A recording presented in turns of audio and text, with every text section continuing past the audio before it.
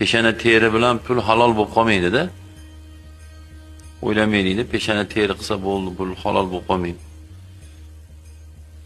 O'sha kasb halol bo'lishi kerak va u kasbda yolg'on va aldov bo'lmasa, keyin o'sha pul halol bo'ladi. Birinchi halol kasb topish kerak. Masalan, aroq yasab sotib bo'lmaydi. Nasha ekib sotib bo'lmaydi. Ko'knor ekib sotib bo'lmaydi.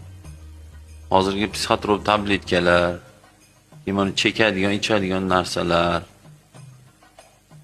keyin qimorbozlikni ham bir kasbsa, bu kasb ham bo'lmaydi. Harom bu ham. Kimdir it urishtirib pul topadi, kimdir xo'roz urishtirib pul topadi, bu ham harom bo'lmaydi. Ular kasb halol bo'lishi kerak. Novvoy, taksist, svarshik, savdogar, kosib, duradgor, yani har xil, kimdir fermer, kimdir dehqon.